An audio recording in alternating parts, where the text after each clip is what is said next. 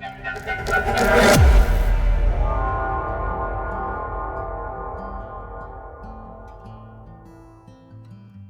Myers. A little bit about me. I was born in Vereeniging quite a long time ago. Moved to Johannesburg at the age of 7. We moved around often, so I ended up going to a lot of different schools. At school, I wasn't an overachiever at all. I was actually probably a little bit naughty, and my best part of my school was my friends. But I ended up doing okay, and ended up matriculating at Damlin College in Joburg. My first job, it was a part-time job. I was at school. I worked at a bottle store in Brighton called Normal Goodfellas. I ended up packing shelves and working on the tills. My first real job was being a policeman up in Joburg. I think let's take Mobi Claw as Mobi Claw 911 as the start of Mobi Ventures. Mobi Claw 911 was an idea that came out of me originally having an incident, a home invasion, and starting a neighborhood watch in Westville, which was actually the first neighborhood watch in Westville.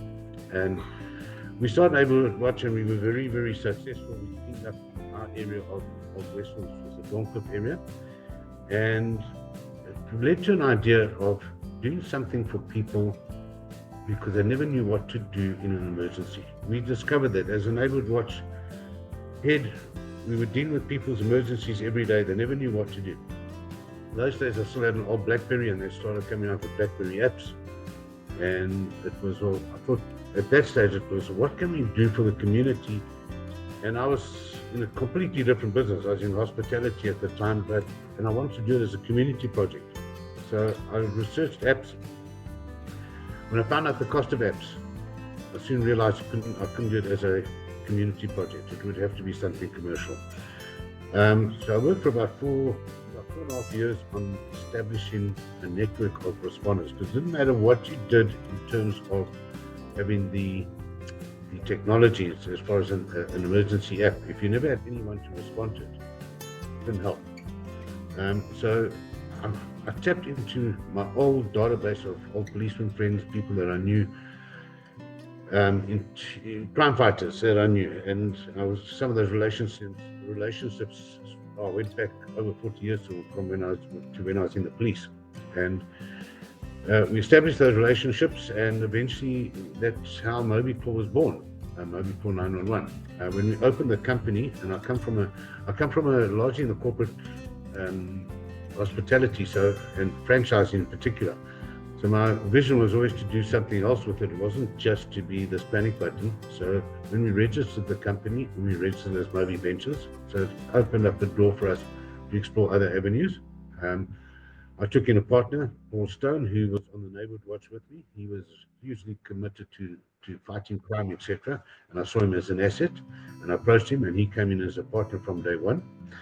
And what happened is we actually never realized that the medical side was going to become the biggest part of our business. The biggest part of Mobi Claw 911 in terms of response. Up to 80% of our response is medical emergencies. And that led to us creating this ambulance plan, which we called the Mobi Amber plan. That was, I think, 2017. And then it just led on to other things. We had a control room. We had this amazing control room, but what else could we do with it? So we introduced other things. We said, well, let's introduce Mobi Track. Mobi Track 911, which is a vehicle tracking platform. We had the responders, we had platforms to do it. It just made sense. We were tracking people already and responding to people. Now we're just responding to their vehicles as well. So we started that. Then we went into the cameras as well, CCTV monitoring, but on a very high-tech AI level. So we're going to call it black screen monitoring. So we don't sit there and monitor live screens the whole day. We look for specific stuff, and we started that, and it's a nice little division, mainly in the commercial sector, and I'm talking commercial precincts and businesses, in particular retail. And the natural progression led to Mobi Response 911, which is our alarm monitoring and armed response division. That, however, we've kept close by where we can manage it, because it's a different ball game altogether. We have installations that are going in. We also have we have our armed response of firearms, etc. Something we want to get very strict control over.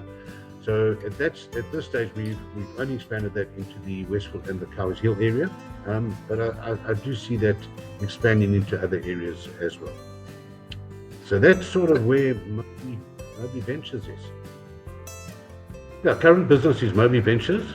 It is a business that deals with emergency solutions, and I am the CEO.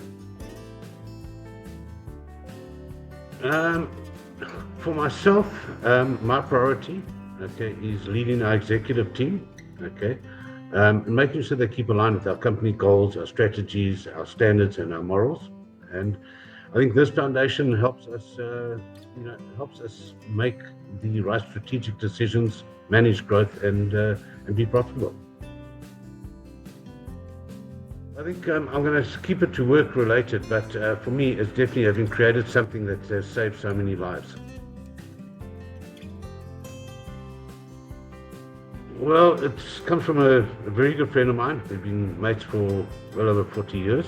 He lives in Aussie now, but he always said, you got one life, make sure you use it, and that's what I've tried to do. That's how I try and live. I try and live by that.